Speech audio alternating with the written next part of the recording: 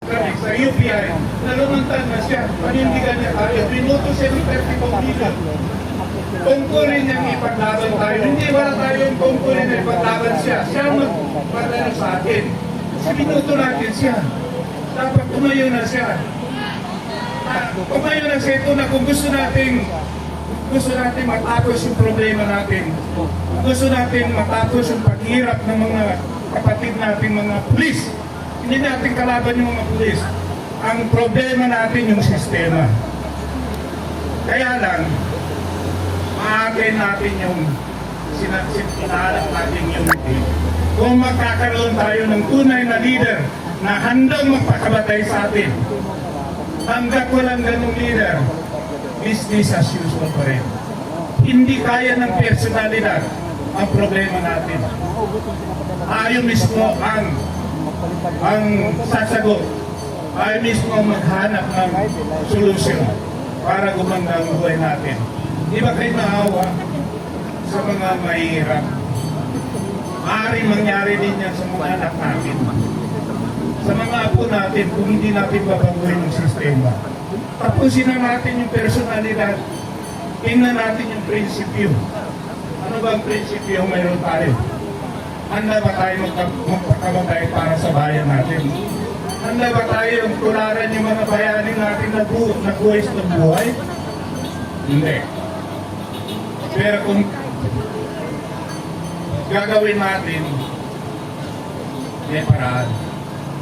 May paraan. Katulad ng sinabi ng mga naunang mga nagbigay ng kalupati, dapat ilagay natin. Hindi lang yung, kasi ang nangyari sa atin, parang picnic na lang itong rally. Wala nang katapusan. Dapat kilos ang kulang. Pero kailangan natin magkaroon ng isang leader na tatayo sa atin. Kasi kahit anong gawin natin, kung walang ulo, wala tayong ulo, saan tayo pupunta? Wala. Ganito na lang. Paikot-ikot yung problema natin. Kung anong sasabihin natin ngayon, yun din ang sasabihin natin bukas. Wala nang katapusan. Stereotype. So, siguro hindi ko napahabain yung nanalita ko dahil ayaw ko rin isipin ng iba na tumatayo ako dito na gusto kong siguro yung kilala nyo sa likat o nang hindi po yun. Hindi po yun. Nahiya nga ako namarap sa inyo eh.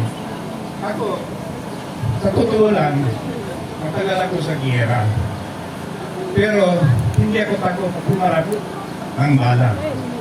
Medyo alanganin ako pumarap sa inyo.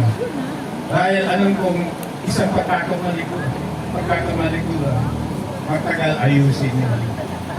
Samantalang sa gira, kung tatamaan ako, pwedeng gamutin.